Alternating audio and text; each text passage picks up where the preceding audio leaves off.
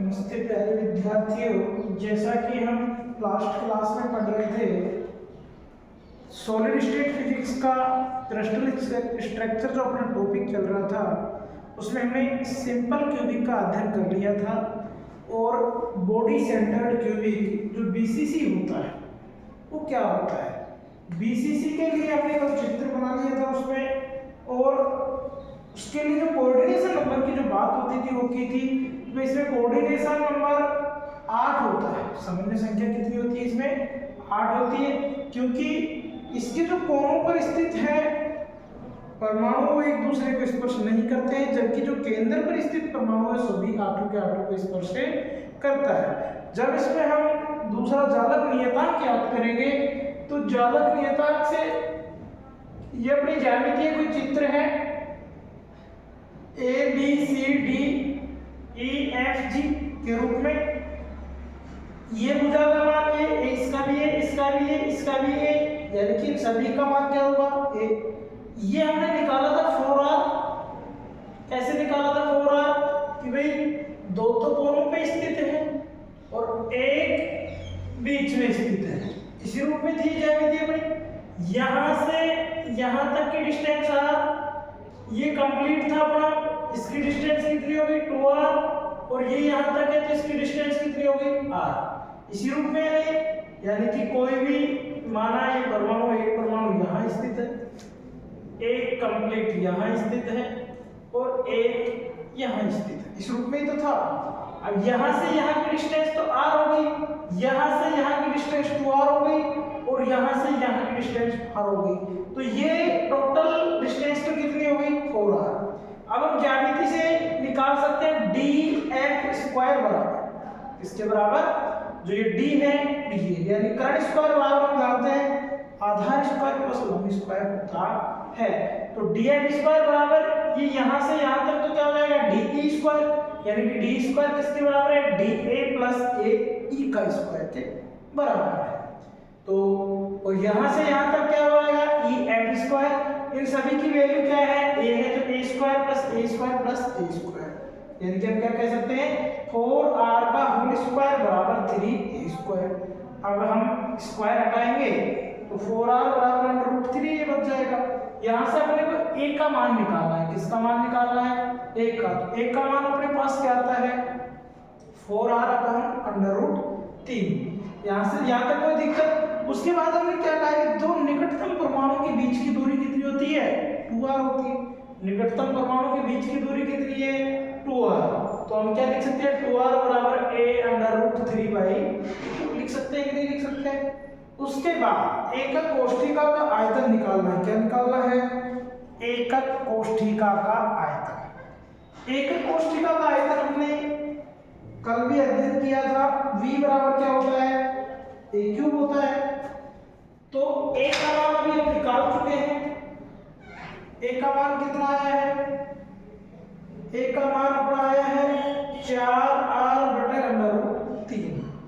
यहाँ a का मान हम पुट करेंगे तो 4r/√3 का होल क्यूब, 4 यानी कि 64 हो गया, r का r क्यूब हो गया, 3/√3 हो गया। तो ये अपने क्या होता है? एकक कोष्ठिका का आयतन का मान प्राप्त होता है। अब अपने को विद्यार्थियों किसकी संख्या याद निकालनी होती है? परमाणु की संख्या प्रति एकक कोष्ठिका। कल हमने बात की थी जब सिंपल क्यूबिक में, तो उसमें अपने परमाणु की जो संख्या थी प्रति एकक कोष्ठिका 1 पाई जाती थी, क्योंकि वहां हमने क्या कहा था कि जालक के ये क्रिस्टल के कोणों पर 8 जालक बिंदु स्थित होते हैं, जो प्रत्येक में अपनी भागीदारी रखता है, यानी कि 8 गुणा 1/8। तो उसमें समन्वय संख्या कितनी पाई गई थी? कोऑर्डिनेशन नंबर 1 पाया गया था।